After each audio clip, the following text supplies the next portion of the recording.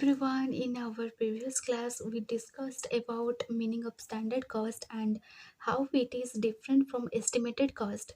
And also, we came across with an example that how we can't compare between standard cost and actual cost if our output is not same.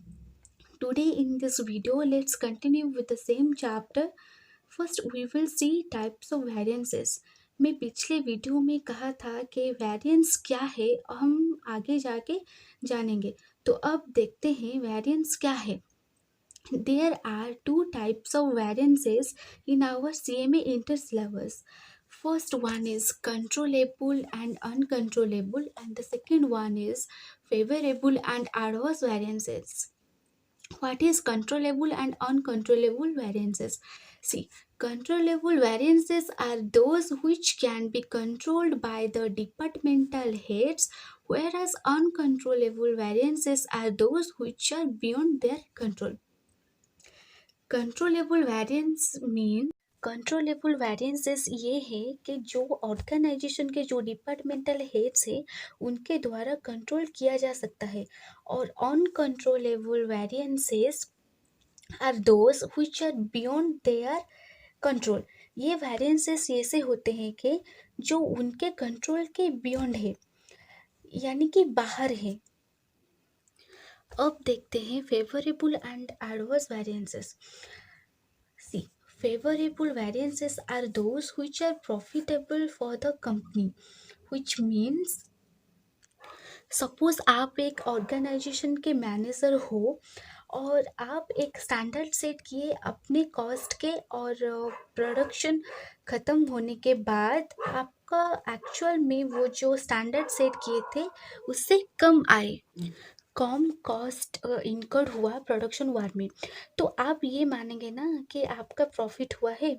और अगर आपका actual में cost ज़्यादा बढ़ गई standard cost से, तो आप ये मानोगे कि आपका लॉस हुआ है, कि जो भी स्टैंडर्ड आपने सेट किए थे उससे ज़्यादा खर्चा हो गई आपकी प्रोडक्शन वार में। In shorts, favorable variance is written as if and adverse variances is written as a। मैं ये कहने को भूल गई थी, इसे हम शॉर्ट में एफ लिख सकते हैं और इसे हम ये भी लिख सकते हैं जब भी हम प्रॉब्लम करेंगे। हम CMA इंटर के ग्रुप 1 में सिर्फ 2 ही वेरिएंसेस पढ़ने वाले हैं। एक है मटेरियल कॉस्ट वेरिएंस और दूसरा है लेबर कॉस्ट वेरिएंसेस। ये चैप्टर बहुत ही इजी है। अगर आप कुछ फार्मूलाज याद कर लेंगे तो it's very simple and easy for you it will be. चलो अब देखते हैं classification of variances. First one is material cost variance, material price variance, material users variance, material mix variance, then material yield variance, और इसे हम भी कह सकते हैं मटेरियल सब यूजर्स वेरिएंस। हमें सिर्फ ये 1 2 3 4 5 तरह के वेरिएंस निकलना पड़ेगा। और इसके बाद वैसे ही हम लेबर का भी कॉस्ट वेरिएंस और लेबर वेरिएंस हम ऐसे ही निकालेंगे।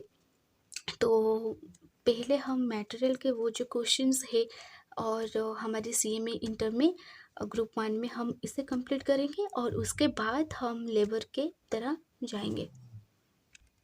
Okay guys, before solving questions, just come and see the formulas first.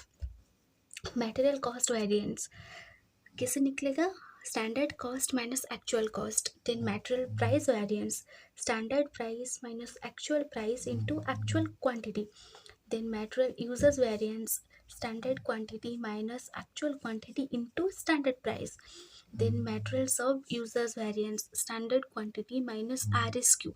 RSQ क्या है हम बाद में देखेंगे, इनटू स्टैंडर्ड प्राइस। सिर्फ आप वंस फार्मूला देख लीजिए, हम ये दोनों बाद में ही पढ़ेंगे। Then material mix variance RSQ minus AQ into standard price. ये एक मटेरियल कॉस्ट वेरिएंस के क्वेश्चन करते हैं CMA स्टडी मटेरियल से। जब भी आप किसी भी क्वेश्चन देखो, पहले उस क्वेश्चन में ढूंढो कि हमें क्या कैलकुलेट करना है, क्वेश्चन ने क्या पूछा है हमें। फिर क्वेश्चन को थरोली पढ़ो और और आंसर करना शुरू कर दो। चलिए हम इस क्वेश्चन में देखते हैं कि हमें आखिर पूछा गया क्या है। See calculate material cost variance, material uses variance, material price variance. चलो हम इस क्वेश्चन को करते हैं। ये क्वेश्चन बहुत ही इजी है और मुझे भी पता है कि आप लोग कर पाओगे। तो चलिए फिर देखते हैं ये क्वेश्चन। Let's start.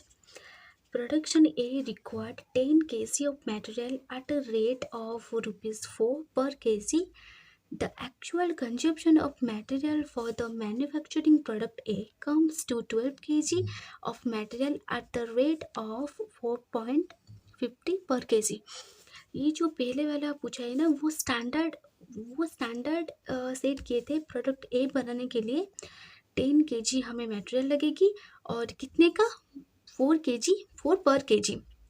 और जब हमारे एक्चुअल में प्रोडक्शन हुई तो हमें कितने मटेरियल यूज़ करने पड़े 12 kg of material and rupees कितने कितने कितने की गई पर kg 4.50 kg पर kg।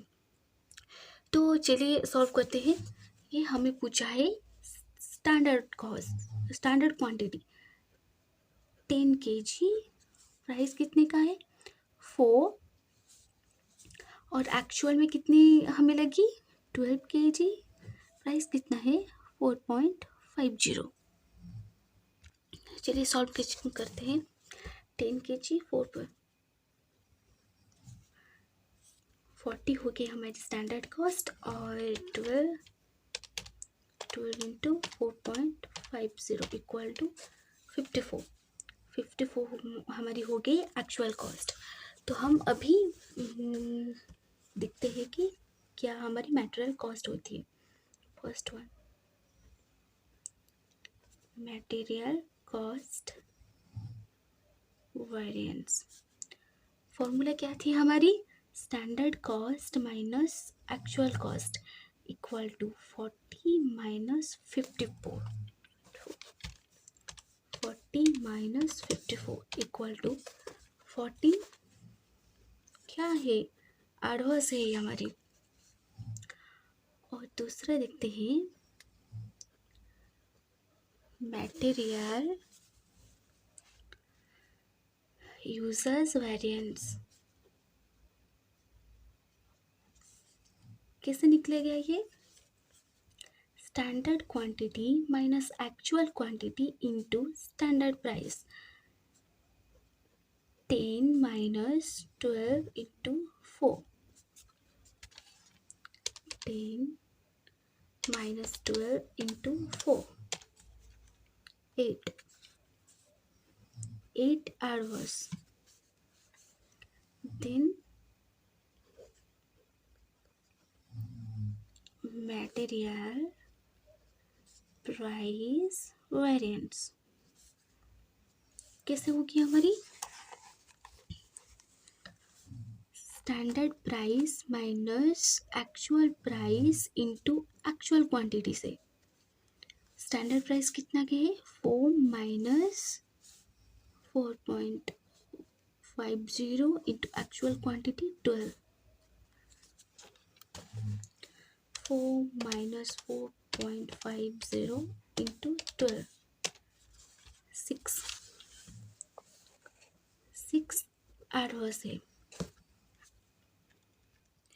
अब इसको और इसको मिला करके ये होता है ना 8 hours plus 6 hours equal to इतना ही होता है 14 आवर्स। देखो -8 plus -6 equal to -8 plus -6 equal to -14 hours.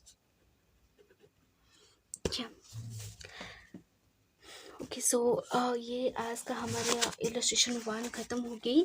तो हम पिछले वीडियो में और भी कई सारे क्वेश्चंस करेंगे। तो अभी के लिए बाय गाइस।